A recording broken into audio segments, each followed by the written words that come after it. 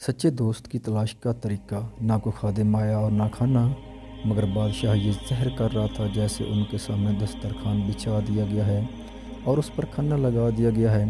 Baghdad کی ایک مشرقی ریاست پر برمکی خاندان کے ایک بادشاہ کی حکومت تھی۔ اس نے اپنے رہنے کے لیے شاندار محل بنوایا تھا۔ بادشاہ کے بارے میں مشہور تھا کہ اس کے در سے کبھی کوئی سوالی خالی ہاتھ نہ لوٹا تھا۔ وہ غریبوں کا ہمدرد تھا۔ ایک دن محل کے دروازے پر ایک فقیر پہنچا۔ اس کے جسم پر پھٹے ہوئے کپڑے تھے۔ اس کی حالت سے اندازہ ہوتا تھا کہ وہ کئی روز سے بھوکا ہے۔ محل کا بڑا دروازہ کھلا ہوا تھا۔ دروازے پر کئی پہرے دار کھڑے تھے۔ فقیر نے ان پہرے داروں سے کہا، مجھ پر رحم کرو، میں نے کئی روز سے کچھ نہیں کھایا ہے۔ اب تو میرے لیے ایک قدم آگے بڑھنا بھی دشوار ہو رہا ہے۔ پھر فقیر نے شاندار محل کے در و دیوار پر نظر ڈالتے ہوئے کہا، اس عظیم الشان محل کا مالک کون ہے؟ یقیناً وہ بہت دولت مند ہوگا، مجھے اس کا نام بتاؤ۔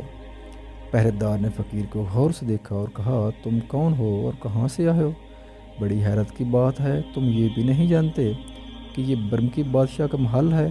بغداد کا سب سے ذہین، عقل مند اور دولت مند حکمراں ہے۔ فقیر نے پہرے دار کی بات سن کر کہا، ہاں میں نے بادشاہ کے بارے میں سنا ہے، وہ تو غریبوں کا سچا ہمدرد ہے۔ پہرے دار صاحب، آپ مجھے چاندی کا ایک سکہ دے دیں تاکہ میں اپنے لیے روٹی خرید لوں، بھوک سے میری جان نکلی جا رہی ہے۔ پہرے دار نے فقیر سے کہا، اگر تم بھوکے ہو تم اندر محل میں کیوں نہیں چلے جاتے؟ تمہیں کوئی نہیں روکے گا، میرا آقا بھی اندر ہی ہے، اس سے ملو اور مدد کی درخواست کرو، وہ تمہاری مدد ضرور کرے گا۔ یہ سن کر فقیر خوش ہو گیا اور پہرے دار کا شکریہ ادا کر کے محل کے اندر چلا گیا۔ محل کے اندر ایک شاندار اور خوبصورت تخت پر بادشاہ بیٹھا تھا۔ اس نے فقیر کو اندر آتے دیکھ لیا تھا۔ فقیر ڈرتے ڈرتے آہستہ آہستہ آگے بڑھ رہا تھا۔ شہزادہ اسے غور سے دیکھ رہا تھا۔ آخر اس نے کہا، ڈرو نہیں، چلے آؤ، ہم تمہیں خوش آمدید کہتے ہیں، بتاؤ کیا بات ہے؟ فقیر ادب سے آگے بڑھا اور بادشاہ کے سامنے جھک کر بولا، میرے آقا، میں ایک غریب آدمی ہوں، آپ سے مدد چاہتا ہوں، صبح سے بھوکا ہوں، اب تک کچھ کھانے کو نہیں ملا۔ بادشاہ نے اس کی بات غور سے سنی اور پھر فوراً تالی بجاتے ہوئے آواز لگائی، کوئی ہے، ایک برتن اور پانی کا لوٹا لاؤ، ہم ہمارا مہمان کھانے سے پہلے ہاتھ دھوئیں گے۔ فقیر مڑ کر دیکھنے لگا کہ پانی کون لا رہا ہے، مگر کوئی بھی نہ آیا۔ مگر بادشاہ ایسے زہر کر رہا تھا جیسے پانی آ گیا اور وہ اپنا ہاتھ دھو رہا ہے۔ نہ خادم نظر آ رہا تھا، نہ برتن اور نہ پانی۔ فقیر حیران تھا۔ پھر بادشاہ نے فقیر سے کہا، معزز مہمان، آپ بھی ہاتھ دھو لیں۔ فقیر سوچ رہا تھا کہ جب پانی ہی نہیں ہے تو ہاتھ کیسے دھوؤں گا، مگر بادشاہ کے سامنے کیا بول سکتا تھا۔ مجبوراً اسے بھی وہی کرنا پڑا جو بادشاہ نے کیا تھا، یعنی جھوٹ موٹ ہاتھ دھونے لگا۔ اب بادشاہ نے دوبارہ تالی بجائی اور دوسرا حکم دیا، کوئی ہے، جلدی ہمارے اور ہمارے مہمان کے لیے کھانا لاؤ، دیر نہ لگے۔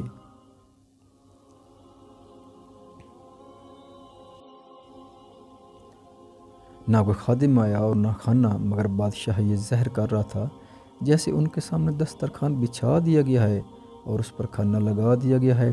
اس کے بعد بادشاہ نے اس طرح منہ چلانا شروع کر دیا جیسے وہ کھا رہا ہے۔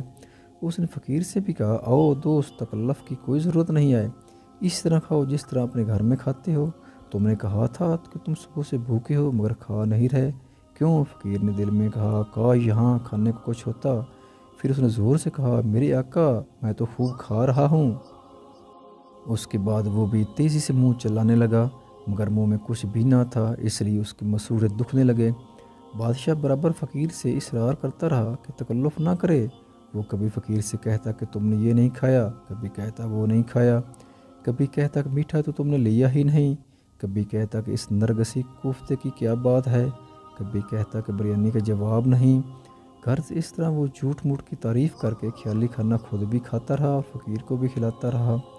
بیچ میں کئی بار بادشاہ نے فرضی اور خیالی خادم کو بلا کر اس سے خصوصی طور پر فرضی اور خیالی کھانے منگوائے اور انہیں بڑے اصرار کے ساتھ فقیر کو کھلایا۔ فقیر غریب بھوک سے بے حال خیالی کھانوں سے پیٹ بھرتا رہا۔ یہ الگ بات ہے کہ اس کے پیٹ میں سچ مچ چوہے دوڑ رہے تھے۔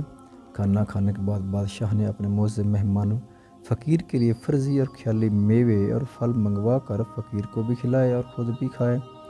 اس نے اخروٹ، بادام، چلغوزے، آم، سیب سب کچھ فقیر کو کھلا دیا اور ایسی ڈکار لی جیسے اس کا پیٹ بھر گیا ہو۔ غریب نے اس کے انداز سے ڈکار لینے کی کوشش کی مگر اس کی آواز بھی نہ نکلی۔ اس غریب کے پیٹ میں گیا ہی کیا تھا جو ڈکار آتی۔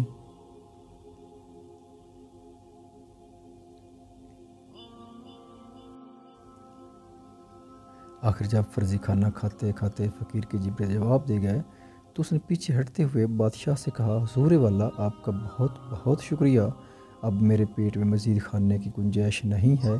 فقیر کے الفاظ سن کر بادشاہ بہت زور سے ہنس پڑا۔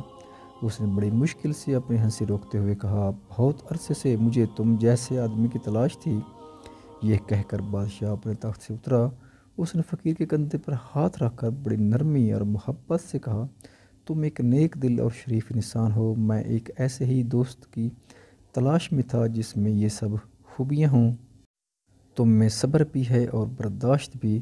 تم نے آخر تک جس صبر اور سکون کے ساتھ میرا ساتھ دیا اس پر مجھے بڑی خوشی ہوئی ہے۔ ایک بھوکے انسان میں صبر، ضبط اور برداشت کی کمی ہوتی ہے مگر تم نے یہ ثابت کر دیا کہ بھوکا انسان بھی صبر، ضبط اور برداشت کر سکتا ہے۔